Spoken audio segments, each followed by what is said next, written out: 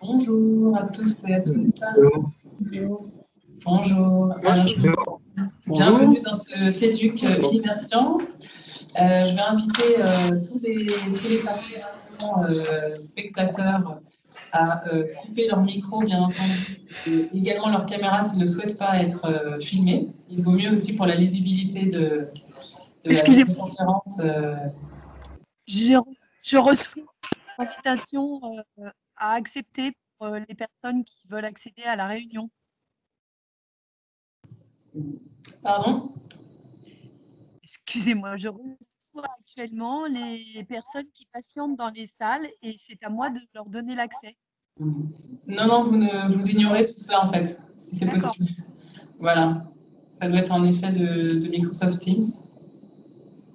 Est-ce que tout le monde m'entend bien? J'espère que voilà, s'il y a des soucis, on va pouvoir... Alors, je vous invite donc à couper votre caméra si vous ne souhaitez pas être filmé. Je pense que c'est peut-être mieux aussi pour la lisibilité de la conférence. Il y aura évidemment un temps d'échange à la fin de la conférence, à peu près une demi-heure. Hein, ça va se découper en 3/4 d'heure de débat avec nos invités, puis une place pour les questions au bout de 30 minutes, au bout de 45 minutes. Et à ce moment-là, vous pourrez reprendre la parole en rallumant votre caméra et votre micro, bien évidemment. Et donc, je suis Catherine Decopé, je suis ravie de vous accueillir ce soir donc, pour ce TEDUC qui est un programme Univers Science développé par le département Éducation et Formation à la destination de la communauté éducative au sens large et qui essaie donc de croiser les problématiques de la médiation culturelle avec celle de l'éducation plus largement, en essayant de croiser les approches, donc les approches de recherche, les approches côté enseignant et médiateur, donc des approches terrain également. Ce soir, donc, la thématique qui nous occupe concerne les pratiques de coéducation sur un espace muséologique enfant. Et on va s'intéresser plus spécifiquement au rôle de l'accompagnateur de visite. Donc, pour en parler ce soir avec nous, je vais accueillir un par un nos invités. Tout d'abord, Anne Jonchery qui va allumer sa caméra. Donc, j'invite plutôt les participants spectateurs à couper leur caméra pour que ça soit plus clair. Bonsoir Anne Jonchery. Bonsoir. Voilà, donc vous êtes chargée d'études au département des études de la prospective et des statistiques au ministère de la Culture et vous êtes enseignante à l'école du Louvre. Avec nous également Caroline Rosnet. Bonsoir Caroline. Bonsoir. Alors, vous êtes la fondatrice de l'association Montmartre et également la présidente de la société Up Culture. Vous aurez l'occasion de nous expliquer un petit peu tout ça tout à l'heure. Cora Cohen-Azria, bonsoir. Bonsoir. Et donc, bienvenue dans cet éduc. Vous êtes maître de conférence HDR en didactique et muséologie des sciences au laboratoire CIREL de l'Université de Lille. C'est ça. Merci d'être avec nous. Avec nous également, c'est une table ronde assez riche ce soir. Hervé Prévost, bonsoir. Donc, je vous présente également, directeur national du programme Pédagogie et pratique éducative à la Fédération nationale des Francas, pour présenter un peu l'éducation populaire autour de cette table ce soir. Avec nous également Claire Desmith. Bonsoir Claire. Bonsoir. Bonsoir. Et donc, vous êtes docteur en sciences de l'éducation au sein du laboratoire, le même laboratoire que Cora Cohen-Azria, le laboratoire CIREL de l'Université de Lille. Et nous accueillons également deux personnes d'Univers Science, Cyrielle Prévoto, bonsoir. Vous êtes médiatrice à la Cité des enfants, de la Cité des sciences et de l'industrie. Et nous avons également avec nous Alison Boiffard. Bonsoir. Bonsoir, donc vous êtes commissaire d'exposition et muséographe à la direction des expositions de la Cité des sciences et de l'industrie. Voilà, tout le monde est avec nous. Alors pour commencer, peut-être, je vais introduire le sujet brièvement. Ce qui se joue lors d'une visite au musée est très complexe et vaste. Et l'objet de cette conférence est de s'arrêter sur ce qu'on appelle la coéducation, qu'on pourrait résumer comme l'implication des différents acteurs autour de l'enfant qui se retrouvent au musée. pour en faire une expérience éducative. Alors, déjà, tous ces termes-là pourraient être déjà débattus par les intervenants de ce soir, donc on y reviendra. En tout cas, si la visite est scolaire, extrascolaire ou familiale, tous ces acteurs ne sont pas exactement les mêmes et parfois, ils varient également en fonction des musées, du type de musée, selon le rôle aussi que chaque musée donne à ce qu'on appelle la médiation. Ces acteurs principaux sont évidemment les enseignants, les médiateurs et les adultes accompagnateurs. Alors, on a choisi cette terminologie pour désigner le parent ou l'animateur qui va accompagner la visite. Et ce soir, on aimerait s'arrêter, en tout cas essayer de s'arrêter un peu plus longuement sur la place de cet adulte accompagnateur et un peu moins sur celle de l'enseignant, même si, évidemment, il en sera question. Pour commencer, donc je rappelle peut-être à ceux qui nous ont rejoints et que je remercie de participer nombreux à ce TEDUC, qu'il y aura un temps donc, pour les questions de la salle, même si c'est la salle virtuelle, plutôt au bout de 45 minutes d'échange. Et il faudra vous signaler en allumant votre caméra et en posant des questions quand la parole vous sera donnée. Voilà.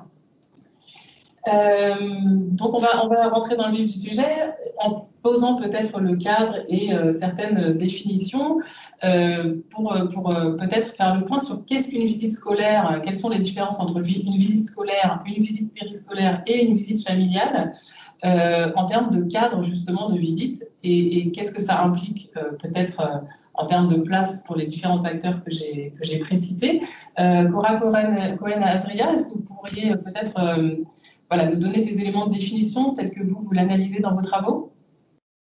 Oui, alors peut-être que pour répondre brièvement, et ça c'est compliqué à cette question-là, des différences dans les visites avec enfants, c'est vrai que nos recherches nous ont amené à voir que on pouvait envisager la distinction entre ces visites familiales, par exemple, et les visites scolaires par rapport à la formation du visiteur.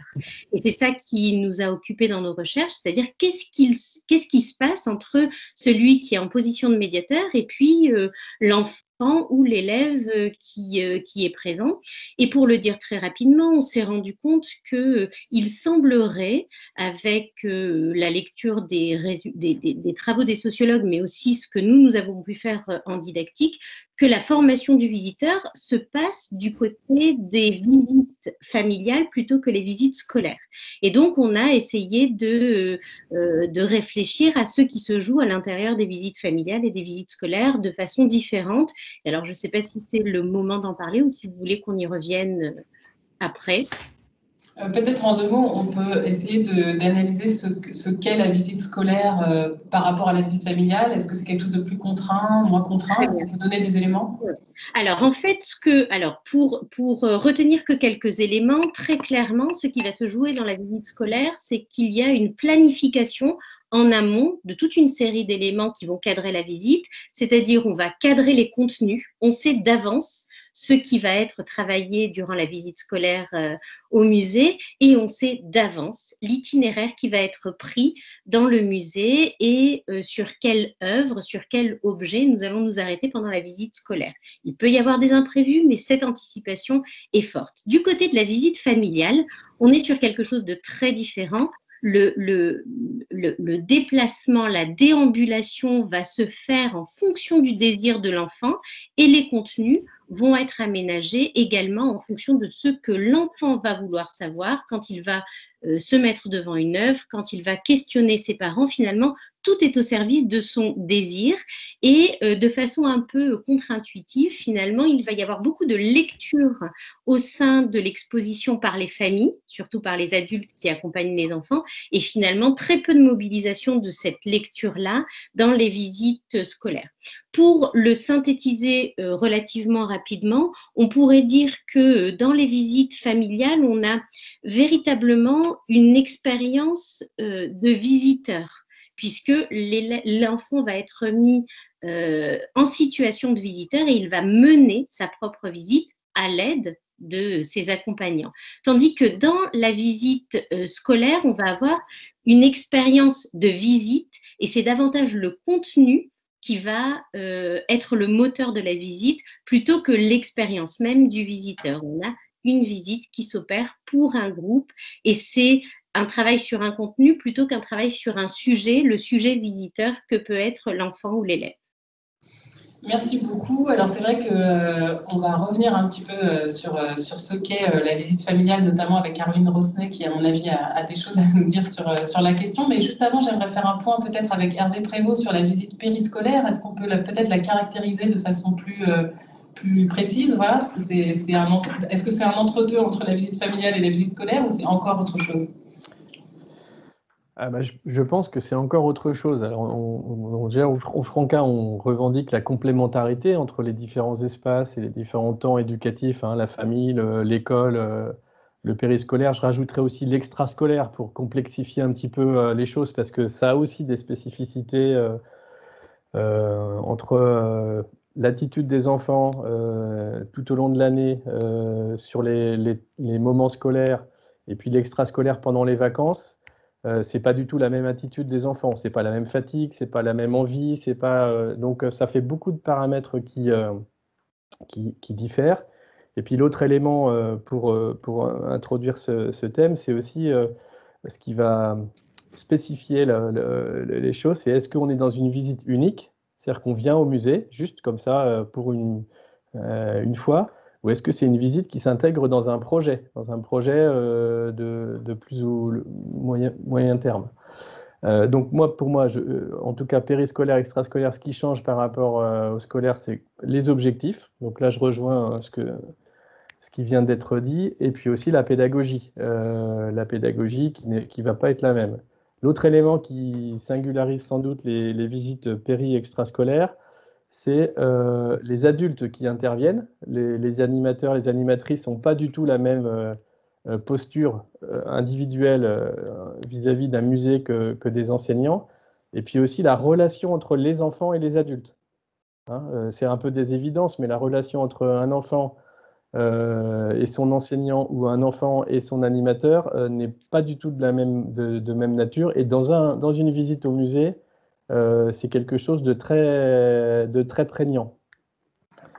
Voilà. Et puis après, il y a aussi évidemment les conditions d'encadrement qui font que ça peut marquer une visite périscolaire, parce qu'il y a de l'instabilité dans les équipes, il y a de l'instabilité aussi dans les enfants. Des enfants pouvaient s'inscrire, avoir préparé, puis finalement, c'est pas eux qui vont venir.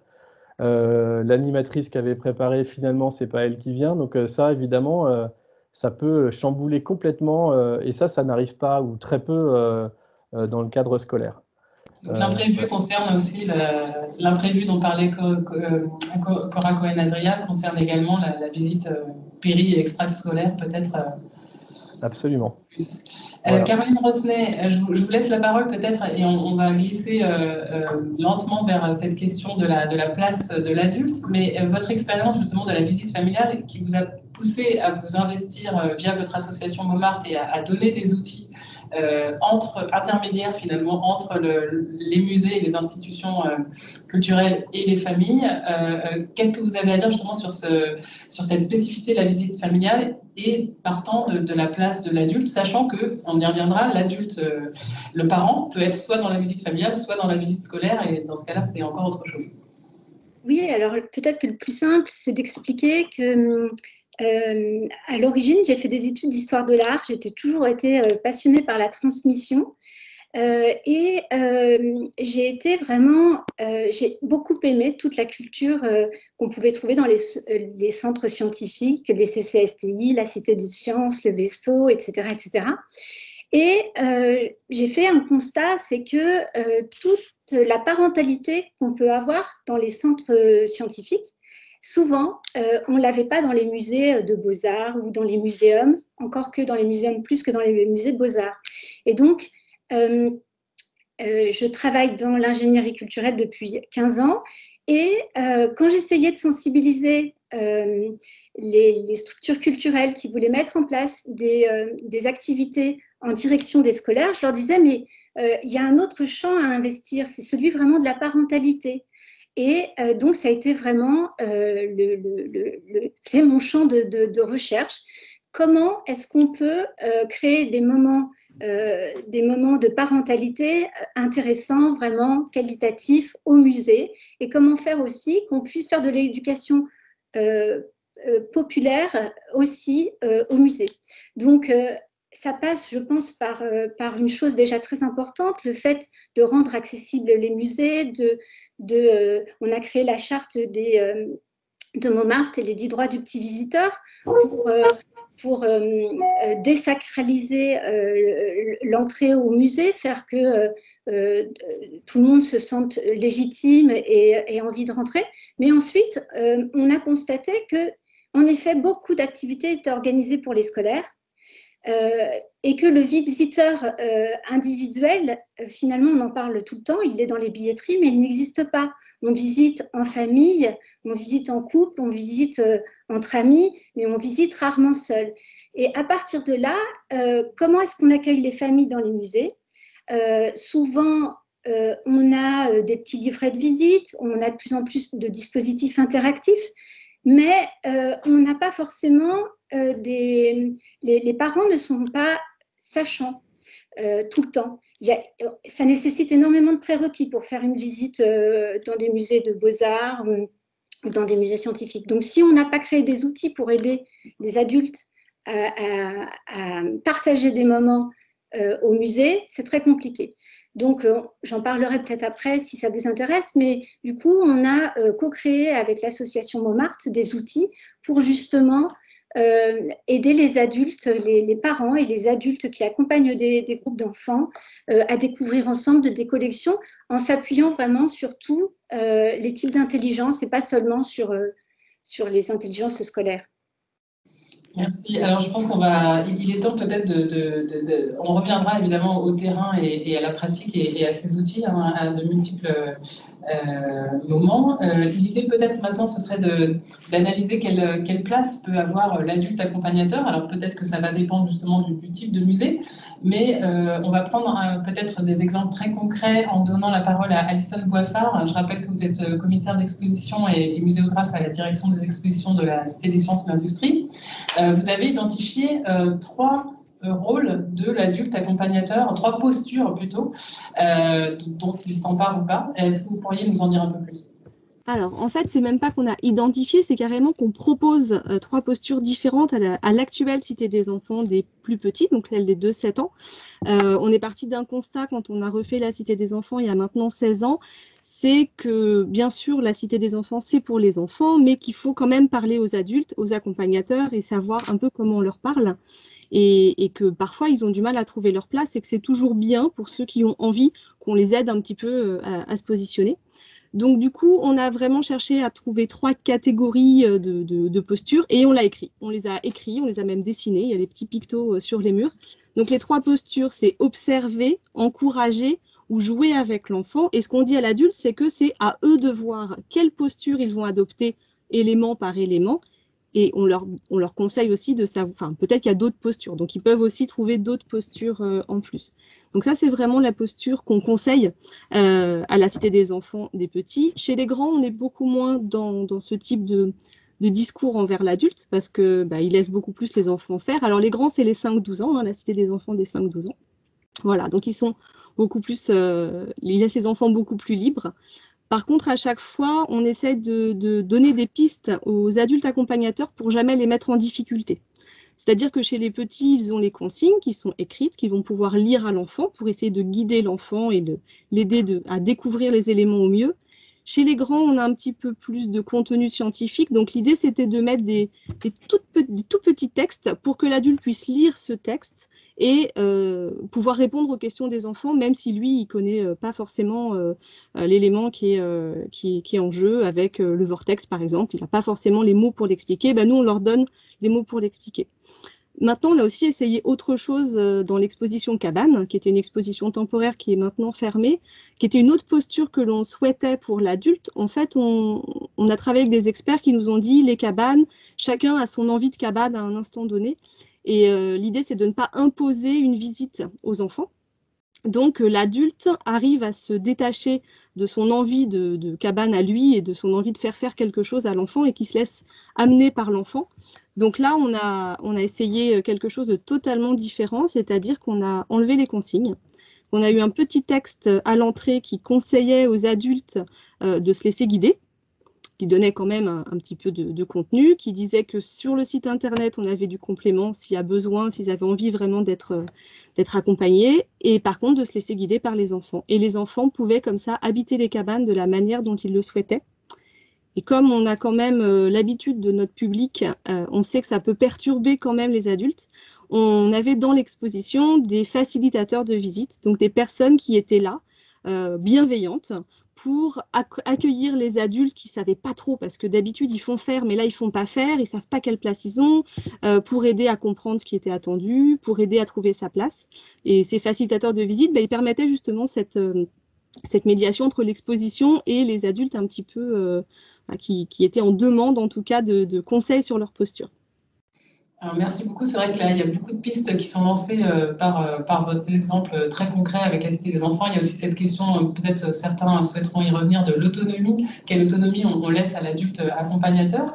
J'aimerais laisser la place tout de suite à Anne Jonchery qui va peut-être commenter ce que vous venez de dire, parce que notamment, vous avez étudier différents types de musées. Alors, est-ce que ce que Alison Boiffard vient de dire est très spécifique au musée de sciences ou de sciences de l'industrie en général, ou est-ce que vous observez autre chose et qu'est-ce que vous avez caractérisé, vous, pour la visite familiale?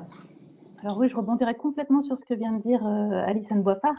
Je ne pense pas que ce soit spécifique au musée de sciences, même si, malgré tout, à la Cité des Sciences, en tout cas, il y a un certain nombre de muséums, par exemple, qui peuvent avoir aussi ce type de démarche et de réflexion.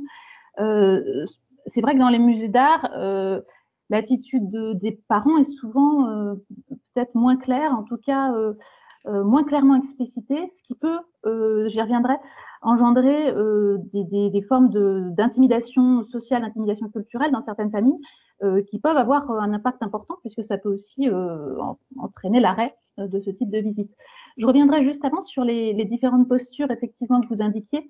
Et en fait, pour avoir réalisé un certain nombre d'études, mais aussi lu un certain nombre d'enquêtes qui ont été réalisées sur ces questions-là, notamment dans les années 90 et début des années 2000, je pense aux études de Marie-Claire Habib, de Serge Chaumier, où on retrouvait ces différentes postures que vous repreniez avec des verbes, et je trouve ça très intéressant, pour aider les parents à se positionner. Mais ils identifiaient effectivement à la fois un parent qui peut être accompagnateur assistant, c'est-à-dire qui se met en retrait et qui laisse l'enfant avoir une rencontre directe avec l'exposition. On peut le retrouver aussi dans des musées d'art ou des musées d'histoire quand le parent, par exemple, inscrit son enfant à une visite guidée, souhaite qu'il y ait un médiateur et que ce soit pas lui qui se retrouve dans cette posture-là. Ensuite, il y a la posture du parent médiateur-démonstrateur, là, qui a un rôle éducatif important dans le registre de la transmission. Et puis, le parent, on dirait plutôt coéducateur, c'est-à-dire qui laisse aussi l'enfant être médiateur du contenu avec une contribution mutuelle, finalement, du parent et de l'enfant. Et en fait, on se rend compte que ces différentes postures, elles dépendent à la fois du fonctionnement familial et des espaces d'exposition. Du fonctionnement familial, c'est-à-dire à la fois le climat affectif, le mode éducatif, mais aussi la familiarité que vont avoir les adultes avec les expositions. C'est-à-dire que des adultes qui sont habitués, qui sont déjà visiteurs avant même d'être parents, n'auront pas du tout le même type de comportement que des adultes qui vont le devenir avec ce statut parental, en fait. On voit qu'effectivement, le fait de devenir parent, ça transforme les rapports à la culture et ça peut inciter à développer ce type de visite à titre uniquement avec cette casquette de parent. Et puis après, ces postures, elles dépendent aussi effectivement des expositions avec des espaces qui suscitent, vous l'avez très bien dit, qui suscitent le partage, le dialogue, suivant les thématiques, suivant aussi le mode interactif qui est proposé. Des espaces qui favorisent l'autonomie. Je pense au fait, par exemple, que des salles soient fermées, c'est-à-dire que les enfants ne puissent pas sortir de la salle sans que les parents s'en aperçoivent. Ça rassure beaucoup et ça aide aussi à ce que chacun puisse visiter de façon beaucoup plus autonome. Et puis, on voit aussi des espaces qui favorisent la coéducation. Et je pense à ce que Michel Van Pratt avait appelé la muséologie de la redondance, notamment au Muséum national d'histoire naturelle, à la Grande Galerie de l'Évolution. C'est-à-dire que sur un même thème, on va proposer différents types de dispositifs, une maquette, un texte, un audiovisuel, un dispositif interactif, avec différents niveaux de lecture, mais de telle sorte qu'après on puisse en discuter parce que chacun aura eu des éléments sur ce même thème. Et donc ça favorise justement l'échange. Et puis, juste peut-être pour compléter ce que l'on disait, sur cette notion d'intimidation et qu'on ressent plus fortement dans les musées d'art, effectivement, c'est ce que disait aussi Caroline René sur le fait que les médiations sont effectivement moins facilement identifiables dans les musées d'art, ou même tout simplement moins présentes, et que moi j'ai pu voir dans les enquêtes que j'ai réalisées des familles qui n'étaient initialement pas visiteurs, donc des parents qui pouvaient se retrouver mis en difficulté par le contenu, sachant que c'était une grosse prise de risque de se retrouver déstabilisé devant son enfant, de ne pas savoir répondre aux questions, de ne pas savoir non plus s'orienter dans un espace. J'ai le souvenir de familles racontant leur visite du Louvre qui avait été catastrophique avec toute cette difficulté à s'orienter.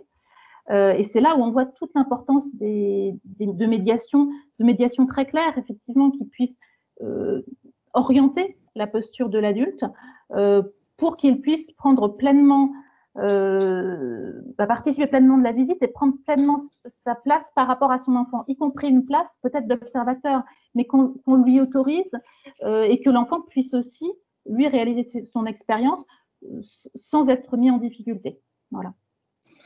On reviendra sur cette question évidemment de l'adulte et de est-ce qu'il prend son autonomie, est-ce que la visite se co-construit au fur et à mesure ou est-ce que ce qu'on lui propose est déjà prêt, et je passerai la parole à Cyrielle Prévoto aussi sur cette question parce qu'en tant que médiatrice elle observe évidemment le terrain, mais ce que vous dites sur la contrainte au musée me donne envie de donner la parole à Claire Desmith qui a beaucoup travaillé justement sur la codification du musée comme en tout cas un espace codifié dans lequel on ressent peut-être plus la contrainte. Alors là, on parlait des enfants et Caroline Rosnet, vous évoquiez votre charte qui s'appelle le droit du petit visiteur, mais on peut aussi parler de contrainte pour l'adulte, Claire Desmith.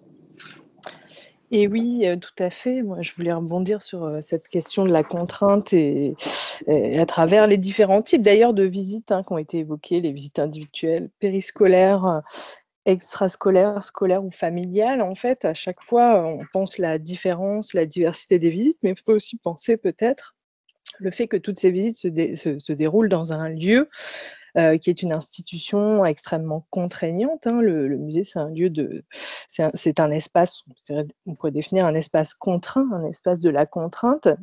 Et cette contrainte, elle s'exerce principalement sur les corps des visiteurs, alors que ce soit les enfants, effectivement, sur lesquels il s'agit de faire incorporer, intérioriser certaines normes, sur lesquelles je reviendrai, mais aussi sur les accompagnants, puisque ces règles muséales, elles s'appliquent à tous les visiteurs.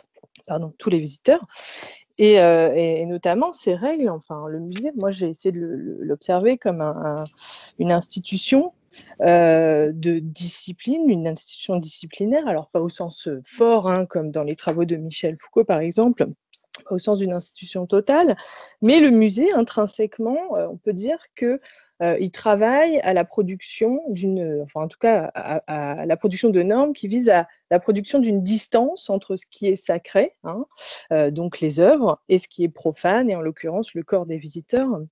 Moi, je précise que j'ai travaillé spécifiquement sur les musées d'art et sur la façon dont se construit un rapport aux œuvres d'art durant l'enfance. Donc, je connais moins le terrain du côté des musées de sciences où les enjeux sont différents. Mais en tout cas, la question de la contrainte, elle est extrêmement importante. Et justement, quand les enfants sont accueillis dans les musées d'art, notamment par le personnel de médiation, ce que j'ai observé dans mes enquêtes ethnographiques dans des musées, dans 3 musées d'art, c'est que ces enfants étaient toujours systématiquement, quasi systématiquement accueillis par ce personnel par ce que j'ai appelé un triptyque de règles. Ne pas courir, que je pense que tous les médiateurs et médiatrices connaissent. Ne pas courir, et les parents, ne pas courir surtout, ne pas parler trop fort. Et la règle d'or, ne pas toucher aux œuvres. Et donc, c'est ce qu'on pourrait appeler ce qui va être le cadre de l'expérience enfantine du musée. C'est ce qui va les encadrer. Et c'est ce qu'un sociologue comme Goffman peut appeler un rappel à l'ordre, c'est-à-dire qu'à chaque fois que des nouveaux arrivants arrivent dans une institution, on leur fait part des règles en vigueur. Et donc, c'est ça qui va encadrer leur expérience. Et du coup, on ne peut pas penser l'expérience enfantine des musées et qui est articulée à celle des accompagnants, sans penser à ce cadre contraignant et à ces normes qui s'appliquent spécifiquement au corps et qui ont pour, comment dire, dont l'objectif est de contribuer à la formation d'un corps du visiteur, du visiteur de musée. Et le corps du visiteur du musée, c'est un corps qui va être respectueux des œuvres, hein, qui va se conduire de façon respectueuse envers des œuvres, et donc qui va contribuer à ce que se produise un rapport de déférence aux œuvres, un rapport de respect, de déférence aux œuvres. Et donc, c'est la condition, pourrait-on dire, sine qua non d'accès aux œuvres, ce respect et cette appropriation des normes muséales. Voilà ce que je pouvais dire. Merci, merci. Alors, Cyrielle Prévoto, peut-être vous souhaitez réagir et je vous donne la parole parce qu'à la fois, on a bien compris déjà avec ce qu'a dit Alison Boifard, que notamment à la Cité des Enfants, tout est fait peut-être pour déconstruire cette sacralisation a priori du musée, mais peut-être que malgré tout, vous observez aussi des adultes qui ont du mal à rentrer dans ces différentes postures. Même dans un musée où on déconstruit, c'est peut-être pas si simple que ça de trouver sa place. Oui, alors c'est vrai qu'il y a des indices muséographiques qui précisent à l'adulte quelle position il doit avoir, ne serait-ce que des bancs qui vont indiquer qu'on peut s'y installer pour observer ou des fenêtres ou des éléments qui vont inviter à participer également. Mais on se rend compte que parfois certains adultes peuvent manquer de confiance. On ne vous entend plus. Peut-être vous allez revenir, je l'espère. À la Cité des Enfants. Cyrielle Prévoto, vous avez été coupée, donc je vais vous inviter à reprendre où est-ce que vous en étiez par rapport au fait que les adultes avaient du mal à Est-ce que vous m'entendez? Là, c'est bon. Alors, je ne suis plus en contact avec vous. Vous m'entendez? Oui. Oui, ok, très bien. Et donc, certains parents ont une envie de rentabilité de la séance d'1h30 et donc il va y avoir parfois la tendance de vouloir guider l'enfant qui finalement, lui, est très à l'aise et voudrait que tout se passe à son rythme. Et donc voilà, c'est peut-être parfois en tant que médiateur ou facilitateur créer un temps d'échange qui permette à l'enfant, s'il veut rester 1h30 sur le même élément d'exposition, que ce soit possible pour lui et puis prendre finalement conscience que c'est pas grave et que c'est même très bien en fait, qu'il prenne ce temps d'essai-erreur, qu'il a ce droit à l'erreur et que en observant un élément, en formulant une hypothèse, en voyant que ça marche pas, en réessayant, ça participe aussi d'une certaine démarche scientifique et d'investigation. Donc c'est finalement redonner confiance à l'adulte, à l'enfant et puis à ce lien enfant-adulte aussi dans le cadre familial. Merci. Alors, on peut peut-être faire un point sur cette idée de l'interventionnisme de l'adulte. Alors là, on a beaucoup parlé de l'adulte en famille, mais ça peut être aussi l'adulte en visite scolaire, comment il trouve sa place. Alors, je ne sais pas qui souhaite peut-être réagir sur ce sujet de l'interventionnisme de l'adulte. Caroline Rosnay, peut-être, est-ce que finalement c'est facile en tant qu'accompagnateur de se laisser faire, de laisser faire l'enfant peut-être qui va nous guider ou de laisser faire aussi la médiation comme un espace où quelque chose va se construire? Alors, j'avais envie de rebondir sur ce que Cyrielle disait. Le musée doit être inclusif, mais dans le sens où il doit laisser la place. Et pour qu'on se sente à l'aise, j'ai l'impression que les médiathèques en France ont opéré une mue qui fait que c'est devenu l'extension des squares et qu'on s'y sent bien et que tout le monde va, en tout cas c'est dans ma ville, j'habite Troyes, tout le monde va à la médiathèque, ce qui n'était pas le cas il y a quelques années, parce qu'on y trouve des ludothèques, on y trouve des choses, des espaces qui sont des lieux de vie. Et dans notre musée, on a du mal à trouver la posture de l'adulte, qu'il soit enseignant, qu'il soit accompagnateur en périscolaire ou parent, parce que déjà, il faudrait qu'on ait le droit. Et souvent, on fait beaucoup de com, mais en vrai, est-ce qu'on a vraiment le droit de vivre les choses, toutes les choses qu'on aimerait vivre au musée? Pas toujours. Donc ça, c'est déjà hyper important de souligner ce côté inclusif. Ensuite, les parents on n'a jamais vraiment réfléchi à ce qu'on pouvait leur donner au musée. Certes, ils doivent être lecteurs, puisqu'il y a des panneaux à lire ou des livrets à lire, mais on s'est jamais vraiment dit, mais quel kit, quelles choses, quels outils, parce que je pense que si on parle de médiation, il faut parler d'outils. Si on a juste sa voix, on est un guide conférencier, c'est ma définition. Mais si on a un médiateur, on a besoin d'outils parce que tout est compliqué à expliquer, que ce soit la science. Donc les musées scientifiques ont bien investi ce champ en créant des dispositifs extraordinaires de manipulation où voilà, on a toujours la main à la pâte. Alors que dans beaucoup d'autres musées, on est encore sur des dispositifs qui sont très scolaires. Mais pas enfin, je ne veux pas dire que scolaire c'est mal, c'est pas ça. C'est de dire qu'on est sur des dispositifs où il y a encore beaucoup de lecture. Donc l'idée, c'est de se poser la question de dire quels outils peut-on donner à des parents en autonomie, pas juste qui ont un enfant. Des familles, elles sont plurielles, elles sont recomposées, elles sont intergénérationnelles. Et donc l'idée, c'est de se dire, et c'est pareil, quand on prévoit une visite du côté des parents comme du côté des enseignants, c'est compliqué, il y a toujours des tas de trucs à organiser. Donc simplifions, donnons des outils en autonomie aux parents pour qu'ils puissent découvrir avec leurs enfants.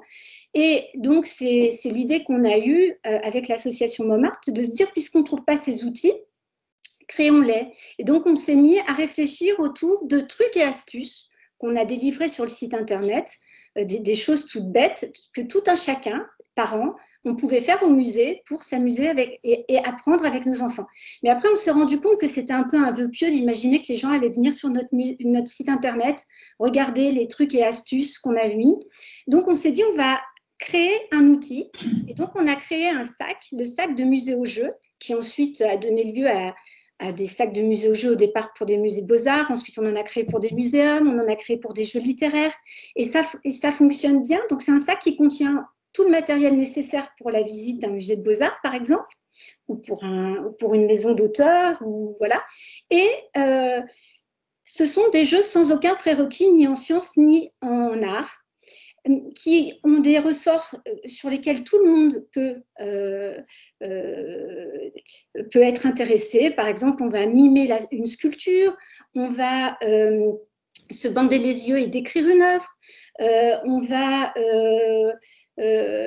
associer une chanson ou une comptine à un animal ou à une œuvre, enfin des choses qui sont très simples, qui sont d'ailleurs des ressorts assez classiques des médiateurs ou des guides conférenciers, mais en tout cas on les met dans un kit, dans un sac, et n'importe quel adulte peut s'en emparer, jouer en autonomie. Et en fait, on en met aussi, on peut avoir des muséophilos, on peut avoir des choses qui sont plus compliquées. L'idée, c'est de nourrir tout le monde et de faire qu'il y ait un bon moment de partage, parce qu'il me semble que fondamentalement, si on veut que les enfants reviennent au musée, il faut qu'avant tout, ils aient passé un bon moment de convivialité et qu'on leur ait pas qu'on ait juste allumé l'étincelle. On aura toujours besoin de guides conférenciers, de médiateurs, pour expliquer vraiment les choses qui sont plus compliquées, mais en tout cas, l'étincelle, on peut l'allumer comme ça. Bon, c'est un exemple.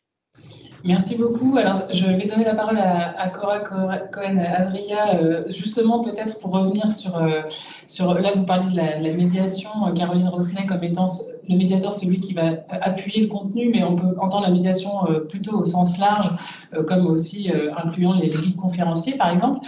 Cora Cohen-Azria, vous souhaitiez peut-être réagir sur voilà, cette dimension, les outils d'un côté et la dimension des médiateurs, dont le rôle est peut-être simplement d'utiliser leur parole. Alors, en fait, j'ai plusieurs réactions par rapport à ça. Donc, effectivement, je vais commencer peut-être par distinguer des postures, seulement deux, mais on pourrait en avoir de nombreux autres. Mais la posture du guide ou du médiateur. On peut tout à fait se dire que finalement, le guide va pouvoir éclairer des contenus, dire des contenus présents dans l'exposition, ou peut-être compléter justement les contenus de l'exposition parce qu'il y a des prérequis ou des informations à donner qui ne sont pas portées par l'exposition. Mais il peut aussi sensibiliser à la posture du visiteur. Et donc, il peut aussi travailler sur la question de qu'est-ce que c'est que visiter ce lieu-là? Qu'est-ce que c'est que visiter une exposition? Et donc, comment on peut accompagner finalement les jeunes durant les visites scolaires, par exemple, à devenir des visiteurs et à les interroger sur comment on interroge ce lieu-là? Et donc, ils peuvent avoir différentes places. Bon, je pourrais aller plus loin par rapport à ça, mais on verra après. Mais par contre, j'ai envie d'aller vers quelque chose qui, moi, m'interroge beaucoup au fur et à mesure de mes recherches et que je vais poser ici comme un questionnement qu'on va pouvoir, pour certains, entendre et pour d'autres, peut-être le trouver complètement incongru. On a tendance à penser qu'entre le médiateur et quel qu'il soit et l'enfant, qui qu'il soit, en fait, on a des objets. On a les objets de musée, on a les présentations de musée. Et très clairement, à force de faire des suivis de visiteurs scolaires et de visiteurs familiaux, on voit que, certes, il y a l'objet, mais en fait, ce qui lie les deux, c'est la parole. Il y a de la parole. Et il y a, pour les visites scolaires, ou les visites avec des guides, il y a une parole très importante du guide qui est là. Et il y a finalement très peu de moments de silence. Et j'entends à chaque fois ce discours sur il faut laisser la place au visiteur, il faut que le visiteur prenne sa place. J'entends très bien ça. Mais peut-être aussi qu'il faut qu'il prenne la parole, mais peut-être aussi qu'il faut qu'il prenne la place dans le silence. C'est-à-dire que quand je forme quand je suis en formation face à des médiateurs muséaux et que je discute un peu avec eux de ce qu'ils font, ils ont une image de leur professionnalité et puis de donner la place aux visiteurs, de les écouter, de leur répondre. Et quand je leur montre des vidéos de visites guidées, ils sont toujours finalement très surpris de la quantité de paroles tenues par le médiateur. Et quand je leur pose la question de savoir, et est-ce que, en tant que médiateur muséo, est-ce que vous pouvez faire silence? Est-ce que vous pouvez offrir à des visiteurs votre silence? Et donc accepter ça. Il y a quelque chose d'assez troublant à les sentir tout d'un coup paniquer en disant mais à quoi je sers alors? Et je trouve que là, il y a quelque chose à réfléchir. Je ne suis pas en train de donner des réponses, je suis en train d'enraciner le questionnement sur d'autres espaces que ceux qu'on a l'habitude de questionner. Et donc, ce qui ferait le lien entre visiteurs et médiateurs, ce serait d'offrir le silence pour que les visiteurs s'en emparent. Ça paraît fou comme idée, mais je crois qu'il y a quelque chose d'intéressant à réfléchir par rapport à ça. Et dans certains lieux, comme on a entendu tout à l'heure à la Cité des Sciences, quand il y a des facilitateurs, finalement, ils sont là, ils font silence jusqu'à ce qu'on vienne les mobiliser. Ils se montrent, ils disent qu'ils sont là. Et donc, il y a peut-être quelque chose de ça qui arrive dans certaines médiations, mais je trouve qu'il y a un véritable intérêt à réfléchir à ça. C'est comme un enseignant qui se tait dans une classe. Bah oui, mais ça arrive beaucoup. Pour pouvoir laisser les autres parler, pour pouvoir laisser les autres travailler et réfléchir, il faut leur offrir des plages de silence. Comment on peut l'envisager ou pas avec les médiateurs? Ça s'apparence ce que vous décrivez presque à une sorte de maïeutique où finalement faire silence permettrait de faire naître cette parole à la fois du visiteur enfant mais aussi du visiteur adulte. Je trouve que c'est très intéressant. Je vais laisser la parole à Hervé Prévost qui souhaitait intervenir. Vous souhaitez peut-être aussi, Hervé Prévost, insister sur qu'est-ce qui permet quelles sont les clés de réussite de l'implication de l'adulte, mais peut-être vous souhaitez déjà réagir à ce qui vient d'être dit. Oui, alors il va falloir que je sois concis parce que ça donne envie de dire plein de choses. Je vais commencer par rebondir sur les propos de Caroline Ronet sur la notion de lieu de vie. Alors moi, je partage complètement ce qu'elle a dit, notamment sur le parallèle avec les médiathèques. Et nous, dans nos pratiques, on essaye effectivement de faire en sorte que le musée puisse organiser des moments festifs, mais aussi des expositions de ce que les enfants produisent, puisqu'on a aussi comme objectif de transformer la posture de l'enfant visiteur à l'enfant, on dit passeur de culture, où il va pouvoir, avec des artistes dans un musée produire aussi des œuvres autour du sujet concerné par le musée. Et ça a une vertu, enfin plusieurs vertus, parce que d'une part, ça permet aussi d'intéresser les parents et de faire venir les parents.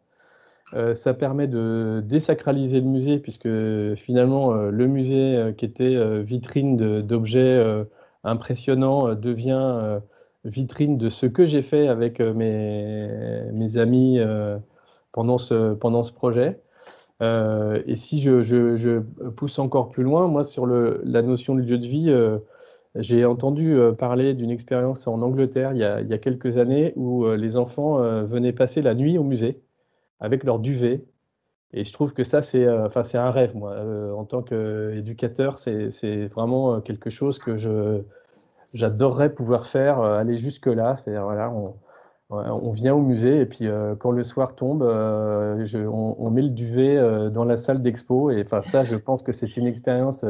J'aurais rêvé de faire ça étant. Et on attend que les tableaux s'animent, c'est ça? Voilà, vous imaginez tout ce que ça peut. Voilà, les tableaux s'animent. Voilà. Donc ça, c'était la première remarque. La deuxième remarque, c'est que il y a aussi, en termes de posture, des expériences très intéressantes où le musée vient au centre de loisirs. Alors évidemment, ça s'est énormément développé l'an dernier, pour les raisons qu'on imagine. Hein. Nous, on a une opération qui s'appelle C'est mon patrimoine, où normalement les centres de loisirs vont dans les sites patrimoniaux. Et l'été dernier, 80% des sites se sont déplacés dans les centres de loisirs. Et ça, en fait, ça change complètement la posture de tout le monde. Des enfants, des animateurs, des médiateurs, des artistes. Voilà. Et je trouve que c'est des expériences qui sont intéressantes à observer. Et en tout cas, nous, au-delà de la période Covid, ça va venir provoquer des innovations dans notre manière de procéder.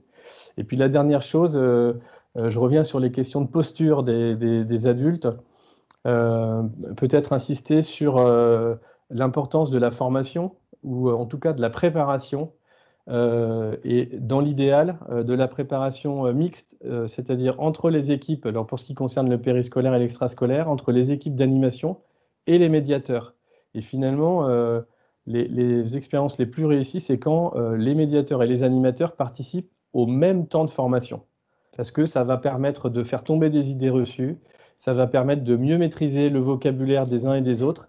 Et au final, tout le monde va se sentir beaucoup plus à l'aise pendant la visite. Et comment ça peut s'insérer très concrètement, ce temps de préparation? Parce que finalement, le problème aussi, c'est comment faire se rencontrer les gens, alors même que tout est très timé dans un planning important. Comment ça se passe? Alors déjà, ça se passe pas tout le temps, malheureusement. Oui, mais quand ça se passe. Et quand ça se passe, en fait, c'est un partenariat entre l'institution muséale, les équipes de centres de loisirs et, en l'occurrence, l'association qui fait un peu l'assemblage de tout ça. Donc, il y a un gros travail, effectivement, de préparation et de mise en œuvre. Donc, en général, pour les vacances d'été, c'est quelque chose qui se passe assez peu de temps avant, parce que sinon, on n'a pas les équipes d'animation qui sont déjà recrutées. Donc, c'est une journée, une demi-journée in situ, on va dire 15 jours avant la visite, à peu près. Alors, merci beaucoup. Il va être bientôt l'heure de donner la parole à la salle. Je vais encore laisser réagir Anne Jonchery, peut-être. Il y avait aussi cette question voilà, du temps de préparation, comment préparer en amont, et là, Hervé Prévost l'a signalé, mais c'est peut-être pas sur ce thème que vous souhaitiez réagir, Anne Jonchery. Je souhaitais réagir par rapport à ce que disait Hervé Prévost, quand l'enfant devient passeur, devient médiateur aussi, par rapport à tous ces dispositifs qui existent dans un certain nombre de musées et qui existent aussi via le programme La Classe L'Œuvre, où finalement les enfants, au fil de l'année, vont travailler en 3, 4, quelquefois 5 séances avec un établissement en vue d'inviter les parents à venir pour une présentation, et c'est là l'enfant qui est médiateur. Et en fait, les études il y a quelques études qui ont pu être faites sur ces retours des parents, qui ne sont pas si évidents que ça, parce qu'en réalité, notamment quand on habite loin, notamment quand l'invitation est peut-être pas suffisamment soignée, il y a aussi des situations où finalement les parents revenaient peu, ce qui pouvait être vraiment problématique pour les enfants justement qui s'étaient beaucoup investis, avaient beaucoup préparé. En revanche, on voit que quand on soigne justement ce retour, ça peut fonctionner. Et je pense au Centre Pompidou qui avait réalisé une étude en fait sur le retour justement des familles et qui montrait qu'il y avait une grande part de primo-visiteurs du Centre Pompidou, alors qui étaient venus aussi parce que ils avaient aussi, en lien avec des collectivités, mis en place des navettes pour que des parents, notamment dans des départements limitrophes de Paris, puissent venir. Et ce qui était intéressant, c'est qu'effectivement, c'est une mise en contact. C'est-à-dire que c'est un moment où l'adulte est là aussi en position de parent, pour accueillir aussi ce que propose l'enfant. Souvent, il est très valorisé d'ailleurs dans le cadre de ces situations. Et c'est vrai que je trouve que cette mise en contact, même s'il n'y aura pas forcément de retour immédiatement, loin de là, c'est ce dont on s'aperçoit quand on propose ensuite des tickets pour revenir avec un billet réduit, etc. Il n'y a finalement pas forcément énormément de retour, mais en tout cas, il y a eu cette mise en contact à un moment qui pourra éventuellement avoir des suites. Et en tout cas, il y a eu un moment de partage dans ce lieu-là, de façon à ce que l'adulte soit beaucoup, pour ces adultes qui sont peu familiers, de façon à ce qu'ils soient rassurés. Voilà. On reviendra peut-être, on aura l'occasion peut-être via les questions de revenir sur cette question de comment attirer finalement un public peut-être plus éloigné, notamment un public adulte. Alors je vais laisser la parole à la salle, donc je vous invite, chers participants, à allumer votre caméra et à prendre la parole si vous avez des questions, parce que voilà, nos intervenants seront ravis d'y répondre. C'est à vous, et sinon on va continuer ce débat passionnant, parce qu'on a survolé. Alors, est-ce que quelqu'un souhaite intervenir parmi les nombreux participants? On est environ une soixantaine ce soir. Bonsoir. Allez-y, madame, bonsoir. Bonsoir. Je suis médiatrice culturelle à la Bibliothèque nationale de France. Peut-être parler un tout petit peu plus fort. Vous ne m'entendez pas très bien, attendez. Un tout petit peu plus fort, simplement. Correctement, ça ira peut-être mieux. Est-ce que vous m'entendez là? Très bien. Très bien. Donc, je suis médiatrice culturelle à la Bibliothèque nationale de France et donc amenée à faire des visites d'exposition.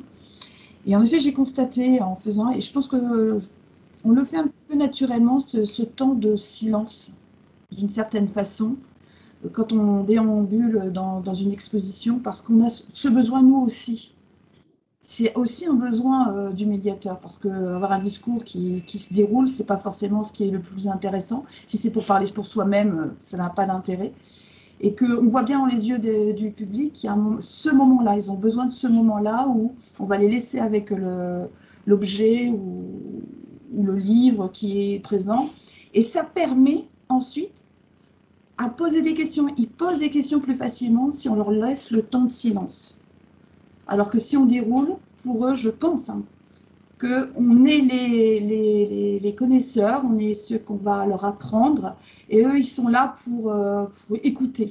Alors que si on a ce temps de silence, on peut avoir un dialogue beaucoup plus aisé. Mais, enfin, ça, c'est ce que j'ai pu un peu voir à travers mes visites. Merci pour ce témoignage. Donc, c'est plus un retour d'expérience. Est-ce que peut-être Claire Desmith souhaite réagir sur cette question de laisser le temps? Est-ce que finalement, en laissant ce temps, on démocratise, on désacralise un peu le musée? Est-ce que vous souhaitez réagir, Claire Desmith? Oui, excusez-moi, je remettais ma caméra.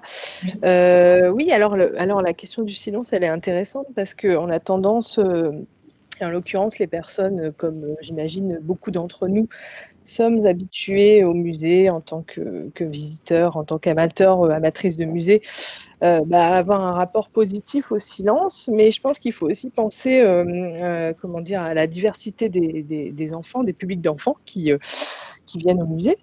Et en fait, ils n'ont pas tous le même rapport au silence et au silence muséal en l'occurrence. C'est un lieu où souvent on essaie de respecter le silence. Et en l'occurrence, selon les origines sociales, ce qu'on peut appeler la socialisation familiale, les enfants n'ont pas le même rapport au silence et n'envisage pas le silence comme quelque chose de forcément positif. Et le silence peut peut-être être aussi intimidant pour certains enfants et participer à cette sacralisation du lieu, un lieu sacré où on doit respecter le silence. Donc, faut peut-être penser aussi en termes de diversité des enfants et de bagages culturels comme ça, pour pas forcément penser le visiteur de musée, mais les visiteurs de musée au pluriel qui ne sont pas tous identiques et qui donc ont des besoins et qui peuvent être pris dans le musée dans des contextes différents, et ça produit des effets différents sur le rapport à l'œuvre ou à l'objet, puisqu'il s'agissait d'une médiatrice qui travaillait dans une bibliothèque, le rapport au livre. Oui, et c'est sûr aussi que c'est pas parce qu'on a la parole qu'on réussit à la prendre. Cyrielle Prévoto, peut-être vous pourriez réagir en tant que médiatrice sur ce point. Alors assez rapidement, parce que je crois que Alison Boifard et Cora Cohen-Azeria souhaitent réagir également. Et puis on a une autre participante qui souhaite poser une question. Oui, alors en fait, je suis navrée, j'étais en train de répondre dans la conversation là. Et donc du coup, j'ai pas suivi la toute dernière réponse. Donc je vais laisser Alison compléter tout de suite. Alors, je pense qu'on dirait à peu près la même chose. Oui. En fait, nous, on n'est pas tout à fait sur la question du silence. Elle se pose beaucoup moins chez nous, déjà parce qu'on n'a pas ce côté guide, médiateur qui va venir expliquer les choses. Par contre, réagir surtout sur la question des postures différentes des enfants. C'est-à-dire qu'on part du principe que les enfants vont pas tous agir de la même manière. Il y a ceux qui ont besoin d'un temps d'observation avant de pouvoir manipuler les éléments. Il y a ceux qui vont foncer tête baissée et surtout pas attendre la consigne. Et l'idée de ce qu'on essaye de faire en termes de forme, en tout cas dans nos expositions, c'est aussi de varier au maximum ces postures, de varier les offres pour que chacun puisse trouver quelque chose qui lui corresponde. Et puis, même si ça lui correspond pas tout de suite, peut-être qu'il va avoir envie de manipuler les autres éléments et d'avoir comme ça d'autres postures. Donc, c'est un peu, pour moi, ça répond un peu à cette question du silence ou pas, c'est-à-dire ce temps d'observation, ce droit d'essayer et de se tromper sans qu'il y ait quelqu'un qui vienne nous pousser à nous dire, non, c'est comme ça qu'il fallait faire. Voilà, ça laisse quand même le temps aux enfants d'essayer. Là, c'est pas forcément le moment où les adultes sont les plus à l'aise. Ça, c'est ce qu'on avait remarqué dans Cabane, en tout cas, parce que quand ils savent pas quoi faire et que l'enfant dit, mais papa, comment je fais pour construire, et que il était persuadé qu'il savait construire une cabane, ça pose quelques petits problèmes. Mais en tout cas, ce moment de droit à l'essai-erreur, ce moment où on a le droit d'observer sans rien faire, ça permet aussi de mettre à l'aise ceux qui n'ont pas envie de foncer dans l'action. On y reviendra peut-être, mais ça me laisse l'occasion de préciser aussi qu'à la Cité des Enfants, il y a tout un dossier pédagogique qui peut être transmis en amont aux enseignants pour préparer la visite. Alors, je ne sais pas dans quelle mesure les visiteurs familiaux pourraient avoir accès à toute cette ressource pédagogique, mais voilà, il y a aussi ce travail en amont. Cora Cohen-Azeria, je vous vois lever la main. Peut-être que vous souhaitez réagir très rapidement, parce qu'on a une autre question, plusieurs autres questions qui attendent. Je fais ça rapidement. En fait, c'est toute une série de choses qui sont dites là depuis tout à l'heure qui me ramènent à une des premières recherches que j'avais réalisées. Et donc, en fait, je réagis là à ce qui a pu être dit des différentes postures, des essais-erreurs et d'une question qui a été posée dans le chat sur comment les enfants peuvent apprendre au musée.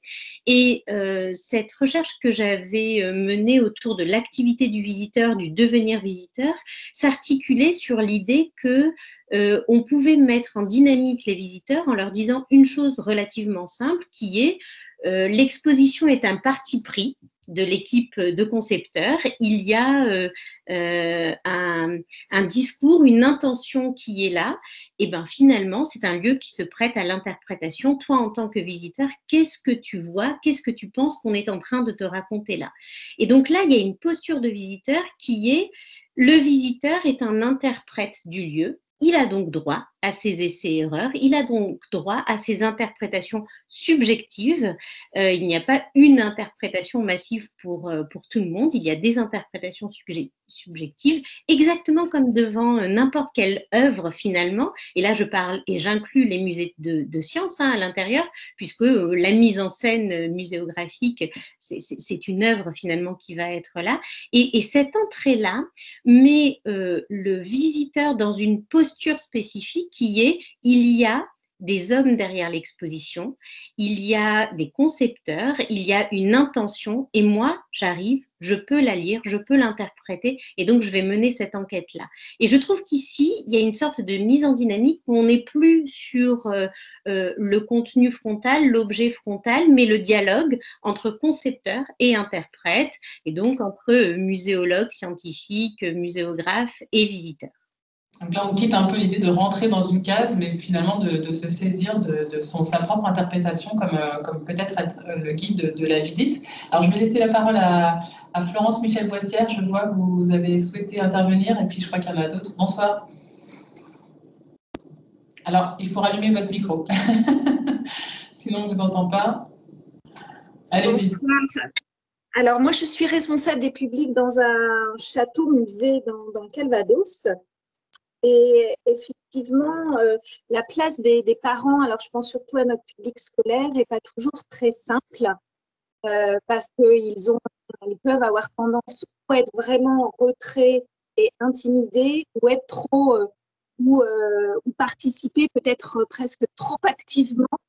Et quelquefois, ça leur arrive de donner des réponses erronées ou de donner des mauvaises pistes aux enfants. Donc, c'est vrai qu'en tant que médiateur, pour nous, ça fait partie des questions qu'on se pose, comment les accompagner, comment, même si on propose souvent aux enseignants de préparer ces accompagnateurs, on voit bien que le plus souvent, ce n'est pas forcément fait et possible. Donc ça fait partie des questions et des outils qu'on n'a pas forcément encore mis en place, nous, au château, même si on a beaucoup de livrets, faciles à lire, à comprendre, des choses comme ça. Mais le lien entre les enseignants, les parents d'élèves, tout ça, voilà, ça, c'est des questions qu'on se pose. Donc, il y a presque une question de la coéducation de l'accompagnateur. Si je vais jusque-là, est-ce que l'un de nos invités souhaite répondre en rallumant sa caméra sur ce point? Caroline Rosnet, peut-être? Oui, je peux témoigner de dispositifs qu'on met en place avec la Fondation Culture Espace, qui travaille auprès de populations d'enfants qui sont souvent issus des quartiers ou fragilisés ou dans les hôpitaux. Et en fait, on crée vraiment des outils, des malles pédagogiques avec tout le matériel nécessaire pour préparer la visite. Il n'y a aucune visite dans un lieu de Culture Espace sans qu'on ait déjà préparé la visite. Mais ce sont des malles avec des kits qui permettent à la fois aux enseignants ou à toutes les personnes dans les centres de loisirs de vraiment s'approprier toutes les connaissances, tout le contenu.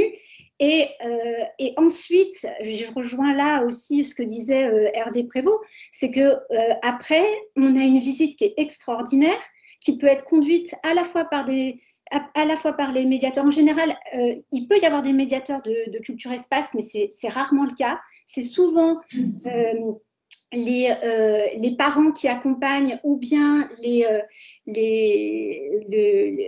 personnes qui encadrent les centres de loisirs, etc. Et ensuite, on a encore un dispositif qui va faire créer des choses aux enfants et inclure les parents. Je pense par exemple à tout ce qu'on a fait autour de la V-Life aussi de Rothschild, où les enfants travaillaient vraiment sur une séance où ils découvraient tous les différents jardins. Et à l'issue, après la visite en autonomie dans les jardins, ils étaient invités, par exemple, à confectionner des balles de graines pour pouvoir refleurir les terrains vagues et refleurir leur cité, etc. Donc, vraiment quelque chose qui a du sens et qui s'inscrit dans la durée avec minimum 2, 3 ou 4 séances. Voilà. Donc, l'importance vraiment de la préparation et du matériel encore. Alors là, il faudrait peut-être qu'il y ait un coordinateur entre le musée et la famille ou la visite scolaire, mais en amont des visites. Et j'imagine en tout cas que c'est difficile à mettre en place ce point-là. En fait, il y a peut-être un angle un peu aveugle de cette préparation-là. C'est-à-dire ? C'est-à-dire que pour une visite scolaire, si l'enseignant n'a pas accès à il faut avoir tout un degré d'information pour avoir la mallette, pour que les parents puissent avoir le temps d'y accéder avant la visite. Enfin, tout ça, ça demande du temps en fait. En fait, c'est vraiment tout est conçu en amont, c'est-à-dire pour que ce soit le système le plus efficace possible. Et donc, en fait, il y a un coordinateur qui va justement mettre en place ça dans le centre de loisirs avec évidemment toute l'équipe éducative et associer les parents, mais tout a été conçu pour que ce soit facilité, avec beaucoup d'outils. Est-ce que ça répond à votre question sur l'adulte un peu Oui, voilà, ouais, envahissant? Ça, c'est le format idéal, effectivement. Après, quand on accueille 10, 11 000 scolaires, clairement, on sait qu'il y a une partie des enseignants qui préparent leur visite. Quelquefois, la visite aussi peut être en amont d'un projet, mais ça reste, il y a quand même un pourcentage important de scolaires qui se déplacent pour des visites de fin d'année, avec une préparation qui est très, très courte. Et c'est assez difficile d'aller quelquefois, d'offrir plus. Nous, on a mis en place aussi, on a créé un petit livre coloriage avec des petits jeux qui est offert ou qui était offert au début plutôt en fin de visite aux scolaires, et finalement, moi, je l'envoie quasiment systématiquement en amont pour justement qu'ils préparent un peu plus, parce que sur le terrain, on s'est aperçu et on pousse vraiment à ce qu'il y ait une préparation, à donner quelques livrets, puisque nous, on est la thématique principale et le Moyen-Âge, à donner quelques livrets, quelques astuces, mais on sent les difficultés que les enseignants ont aussi à trouver du temps pour vraiment préparer une visite. Et aussi à communiquer avec les parents accompagnateurs, parce que finalement, il n'y a pas forcément de canaux à l'école pour toucher la communauté des parents autres qu'administrative. Est-ce qu'il y a d'autres questions dans la salle? Je vous invite à allumer votre micro et votre caméra, parce que je vois des mains levées, mais je ne sais pas exactement à quoi ça correspond. Donc, allez-y. Ceux qui souhaitent poser des questions à nos intervenants. Anne Jonchery a dû nous quitter un peu plus tôt, je crois, malheureusement. Oui, bonjour. Madame Bonjour. Belledi, je suis en reprise d'études pour être enseignante, et dans le cadre de ma formation de Master 2 cette année, je travaille sur un mémoire avec mon binôme sur comment faire en sorte que les enfants s'approprient les connaissances et les savoirs, principalement dans les musées de sciences, et en fait avec un enseignant. Parce que le cadre on les oblige un peu à venir. Et c'est ça aussi la différence avec les visites familiales. On a lu pas mal de choses de Cohen Azria. On la remercie pour son travail qui nous guide. Mais c'est vrai que ce qui est compliqué, c'est d'arriver à les intéresser et qu'ils aient en fait le désir et le besoin de venir au musée avant même qu'on ne leur impose quelque part. Et c'est ça là qui a besoin c'est pour ça, quand j'entendais ce qui est bien, c'est de les faire aller au musée parce qu'en famille, quand ils y vont, ils ont envie d'y revenir. On est nous parfois dans des banlieues où malheureusement les sorties au musée ne sont pas faciles d'organisation, surtout depuis le Vigipirate, depuis qu'ils sont fermés, bien sûr, encore plus.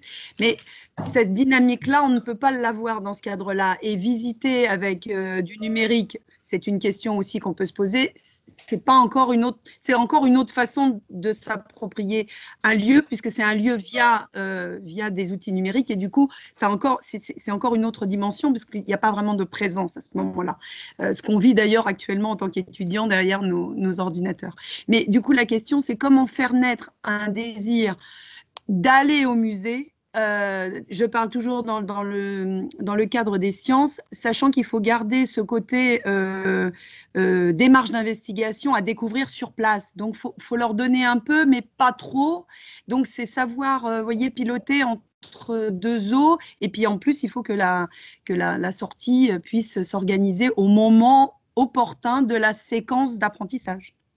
Merci pour votre question. Est-ce qu'une des clés peut-être, et j'aurais envie de donner la parole à Alison Boifard, c'est aussi la question de la proximité.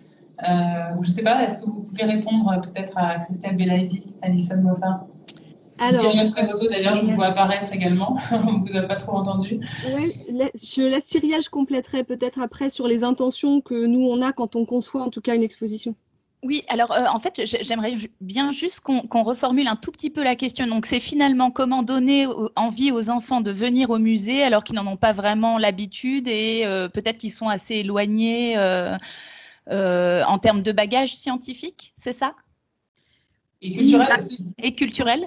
Le souci, c'est qu'on ne peut pas, dans le cadre de l'enseignement scolaire, on a une mission d'apprentissage.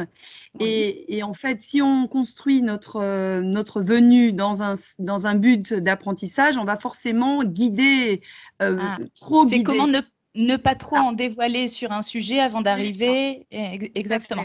Peut-être que s'en emparer et qu'ils aient le désir, voilà. Bien sûr. Alors peut-être que pour ne pas trop dévoiler un sujet et justement permettre que la démarche d'investigation puisse prendre lieu dans le musée, c'est peut-être prendre un contact préalable avec les médiateurs que vous rencontrerez pour éventuellement peut-être avoir des sujets connexes ou peut-être des sujets un peu plus généraux qui vont pouvoir nourrir une réflexion plus globale et puis ensuite mettre en œuvre cette démarche scientifique en étant vraiment au musée avec du matériel et un personnel peut-être plus spécialiste d'une thématique. Et donc, c'est peut-être ça, prendre vraiment le contact des équipes, quel que soit le musée. Vous aurez toujours la possibilité d'être mis en contact avec le service pédagogique ou Oui, c'était par rapport à la posture de l'enseignant lors de la visite, en fait. Comment il va se positionner? Parce que, comme vous disiez tout à l'heure, évidemment, il y a la place du silence. Quand on commence à enseigner, on parle toujours beaucoup trop. Et ça, c'est logique, puisqu'il faut savoir comment lâcher prise, en fait, par rapport à ça. Et du coup, lâcher prise, c'est aussi les laisser, eux, prendre quelque chose. Du coup, dans toutes les lectures qu'on a pu étudier, on s'est rendu compte que le médiateur, il est là aussi plutôt pour recevoir des questions et répondre à ces interrogations qui peuvent être diverses et variées en fonction des différents visiteurs, qui pourraient être à la fois des très jeunes, des moins jeunes, des plus vieux, si c'est en famille. Et du coup, faut arriver à adapter tout ça. Et c'est ça qui est un peu compliqué à… C'est où placer la limite entre le rôle de l'enseignant et celui du médiateur en étant sur site dans une visite partagée. D'accord. Alors moi, j'aurais plutôt tendance à dire que la gestion de groupe reste finalement entre les mains de l'enseignant, puisque c'est quand même lui qui connaît sa classe, c'est lui qui l'amène au musée et puis qui a déjà certaines règles de vie parfois co-construites avec l'ensemble des élèves. Et puis peut-être que effectivement, pour ce qui relève de la démarche mise en œuvre et des contenus abordés, peut-être justement laisser la parole au médiateur qui créera ces temps de silence et d'écoute et puis de partage de représentation et de connaissances. D'accord, mais du coup, là, on est toujours dans un système où c'est le groupe classe. Donc, quand on parle de les laisser évoluer les uns et les autres vers les différentes choses qu'ils veulent découvrir ou leur laisser le temps notre problématique à nous, c'est comment faire en sorte que chacun puisse prendre ce dont il a besoin, sans que ça soit une contrainte pour les autres. Et c'est là où il y a un réel problème par rapport au groupe classe. Après, oui, faire des petits groupes, ça veut dire qu'il faut aussi avoir des parents qui nous accompagnent, parce qu'on doit se déplacer dans un cadre de sécurité. Alors, il faut que les parents aient avant tout aussi des informations concernant leur posture d'accompagnant sur site, pour ne pas non plus dévoiler des choses ou intervenir. Donc, ça demande vraiment une préparation, je pense, assez importante. Oui, pour que chacun trouve sa place et son rôle, effectivement. On va peut-être, excusez-moi, prendre le temps d'une dernière question, parce qu'il est déjà 18h12 et je ne veux pas trop retenir nos invités. Bonsoir, allez-y. Bonsoir, moi je veux bien poser une dernière question. Je suis Céline No, je travaille à La Rotonde, qui est le centre de sciences de Saint-Étienne. Il y a une des postures des accompagnants qu'on teste, nous, depuis 1 an et demi et qu'on a peu évoqué, il me semble, jusqu'à maintenant, c'est le fait d'avoir des moments un peu équitables lors de l'expérience de visite, où en fait on va proposer des choses pour les enfants, on va proposer des choses en parallèle pour les adultes, qui peuvent être complémentaires et pas forcément exactement les mêmes. Est-ce que c'est ce type d'expérience avec en fait un format de visite qui propose des choses à la fois pour les enfants et pour les adultes, soit en même temps, soit en parallèle? C'est des choses où il y a d'autres témoignages. Est-ce que vous avez des choses à m'apporter là-dessus? Parce que ça me semble être intéressant à développer. Sur la modularité finalement des visites, c'est ça Sur une même visite, oui. Sur une même visite. Alors je ne sais pas qui souhaite répondre, peut-être Cyrielle, vous vous alliez le faire, allez-y. Oui, alors en fait, on explore différents formats à la Cité des Enfants. Donc, on a un format qui est plutôt une animation théâtralisée, c'est-à-dire une petite scénette qui peut être un point de science, de l'histoire des sciences, où on adopte toujours un personnage, enfin en tout cas la posture d'un personnage, et ça dure 15-20 minutes. Et là, on essaie d'être sur une proposition toujours à double lecture, et pour le jeune public et pour les adultes qu'on prend en compte également dans nos échanges. Donc là, on est sur vraiment quelque chose d'interactif. Et puis là, on développe des escape games, notamment un escape game qui a été développé en lien avec l'exposition Espion et qui était proposé pour les enfants seuls, pour les adultes seuls et pour les parents-enfants. Donc, du coup, chacun avait son rôle et sa zone d'exploration. Alors merci. Je voulais peut-être laisser la parole encore à Hervé Prévost par rapport à cette idée d'anticipation et de long terme aussi. Juste peut-être faire un petit point sur qu'est-ce que vous mettez en place, vous, à la Fédération nationale des Francas, pour amener peut-être les publics les plus éloignés des milieux muséaux et culturels à avoir envie de venir et de revenir aussi. Peut-être on peut terminer là-dessus. Oula, Ou ça ouvre un autre débat.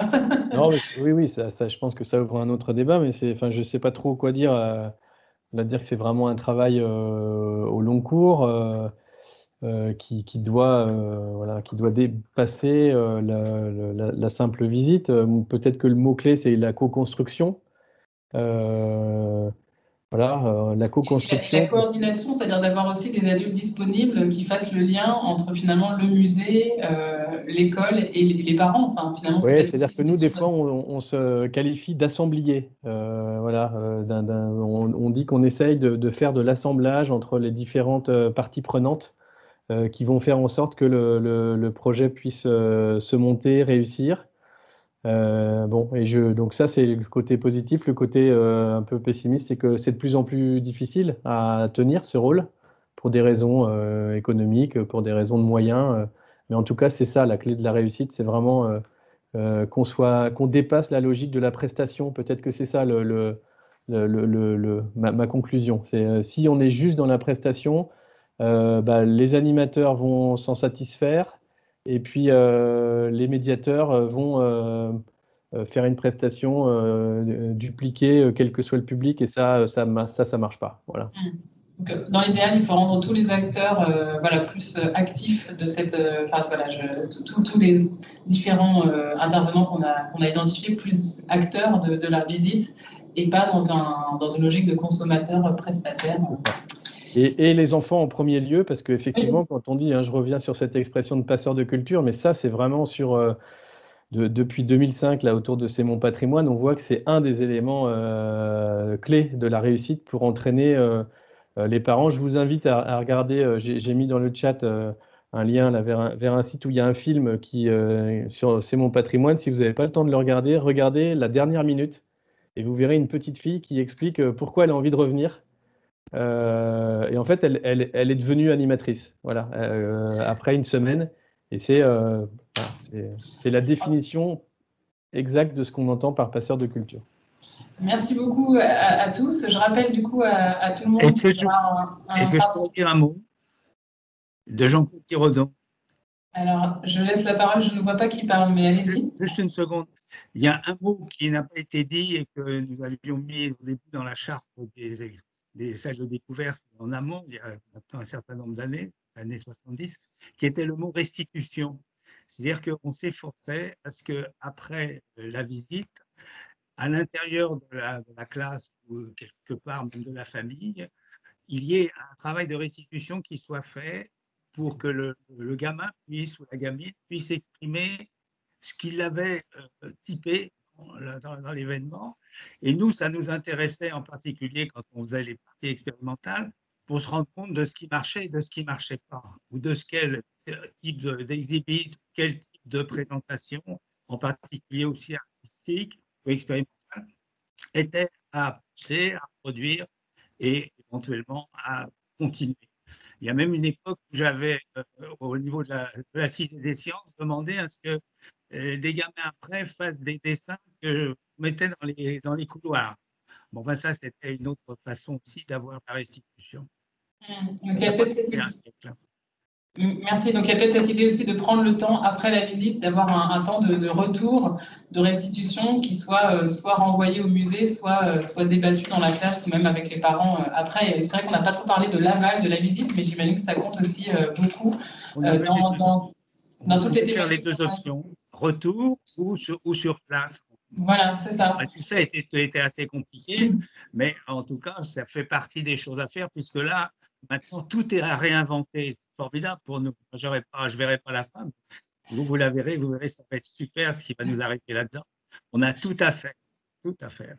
Merci beaucoup en tout cas à tous. Je voulais juste signaler qu'il y aura un compte-rendu de ce TEDUC qui sera disponible en ligne prochainement et qui reprendra aussi toutes les ressources et les références qu'on a pu citer et que via le chat peut-être les intervenants et autres participants ont évoqué. Donc on essaiera de faire ce travail de synthèse. Voilà, on a quand même balayé assez largement le sujet, mais il y aura toujours beaucoup de choses à dire. Donc je vais ouvrir sur d'autres moments ces thématiques pour une autre fois.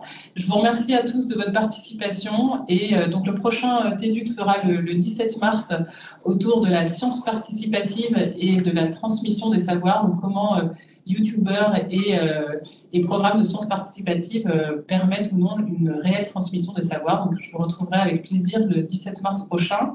C'est un mercredi aux mêmes horaires. Voilà. Merci beaucoup à tous. Très bonne soirée.